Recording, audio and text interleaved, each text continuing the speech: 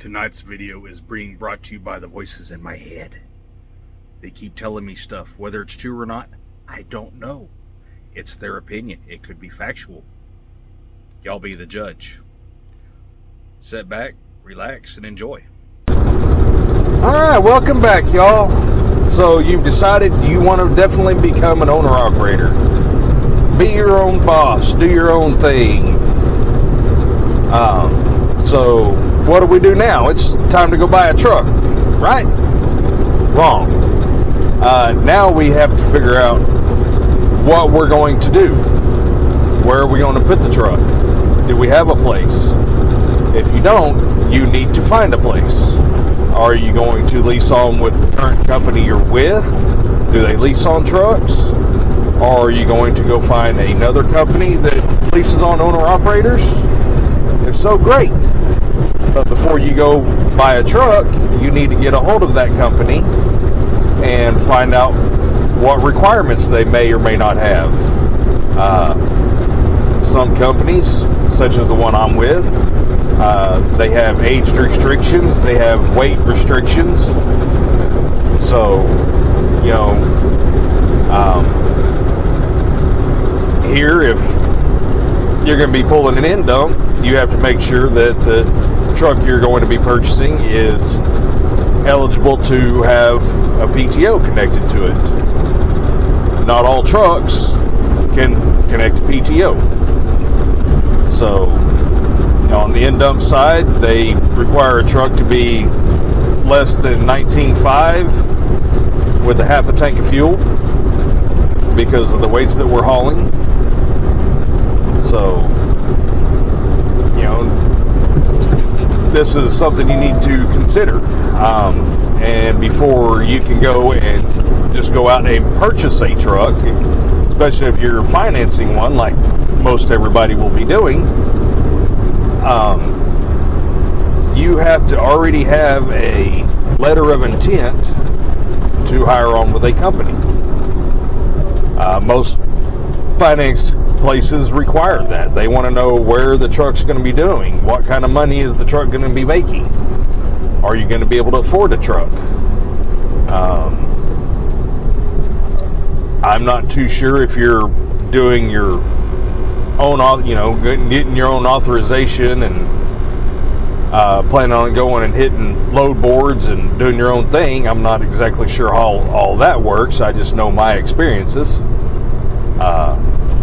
The finance companies, you know, I had to have a letter of intent from Oakley saying, yeah, I'm planning on coming over here. Once I was all authorized to come to work for them, then it was time to start looking for a truck. And, you know, they wanted a truck less than 5 years old. Sometimes they might go a little bit, you know, allow you to go a little bit older. You know, they might go 6-7 years. Another thing is, like, some of the trucks I was looking at had steel drive wheels. I had to, like my truck now had them, I had to purchase aluminum outside wheels. That was something they required, was aluminum outside wheels.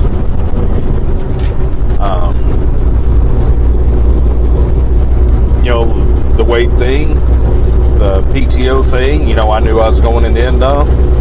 I've got a manual transmission, which any manual transmission you can hook a PTO to.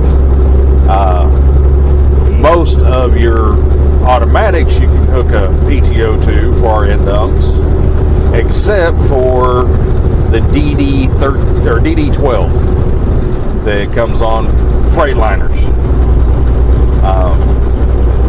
For some reason, you can hook some type of PTO up to them. I'm not sure which, but it will not work for the PTOs that we're using for these trailers.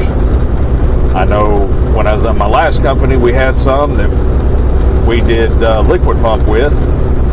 They was fine. I've seen a couple other guys that's had some PTOs on.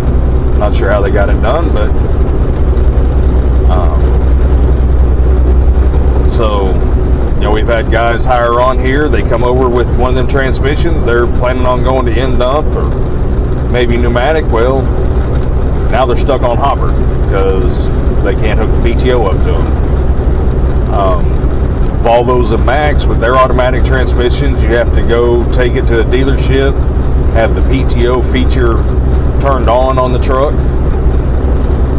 Then they have to get a reverse style PTO to make it work, because their transmissions are kind of weird. The Endurant 12 speeds, I know they hook onto those with our PTOs.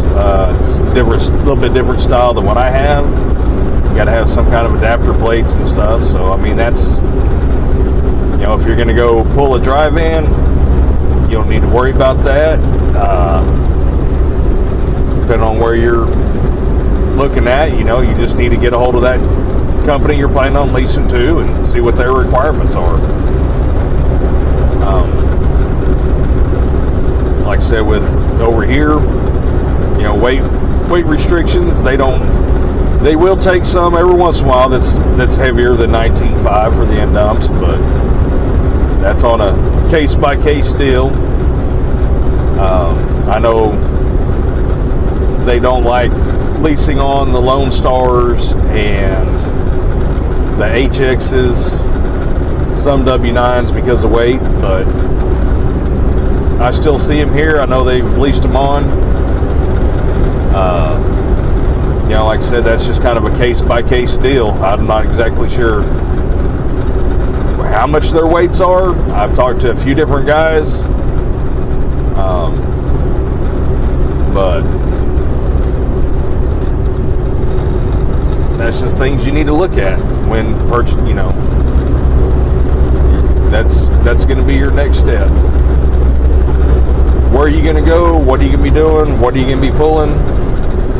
You know, are you getting paid percentage? Are you getting paid by tons? Are you getting paid mileage? You know, if you're getting paid by the ton, hey, that weight thing, you know, that can come in major. You know, the less your truck and trailer weighs, the more money you're making. You know, my truck itself doesn't weigh, you know, whenever I bought it, before I put the weight kit and everything on, it was like 18.3, so it wasn't too bad. I've got some buddies that got them new Peterbilt, was that 579, and his truck, half tank of fuel, he was weighing like 17 something. So yeah, he has the PACCAR engine and Endurant 12. He ran end dump for a little bit, decided that wasn't for him, went over to Hopper, you know, hooked onto a trailer, empty weight, full of fuel. You know, right now I weigh about 33,000. He was weighing like 31.8, 31.9. So, you know, if you're getting paid by the ton, that's, you know, just more money in your pocket the lighter you can get. And the guys over on Hopper, that, you know, they, at the end of the street, turn left. Their pay is, the more weight they can put on, the more money they make per mile. So, you know, he does pretty good over there. He can usually get high 52, low 53,000 pounds on with that truck and trailer he's pulling now, depending on how much fuel he puts in it. So, y'all listen to me grind my gears, hold your comments. Like I've said, I'm not a professional truck driver. I only play one here on YouTube. So, it happens. But, yep, so, next episode we'll go over buying a truck process. So I hope y'all enjoyed this video, enjoy the scenery. Hope y'all have a wonderful day. Don't forget to like and subscribe. If y'all's interested in Oakley, please get a hold of me first before The stop sign. you you contact Oakley, that way I can get credit for it. If you don't, I don't get credit. If you call and just say, hey, yeah, Tanner said, I've been watching his videos, I want to use him. It doesn't work like that. I have to call him, give him your name and phone number, and then I get credit for it. So if y'all's interested in thinking about it, please contact me first. All right, y'all have a great day.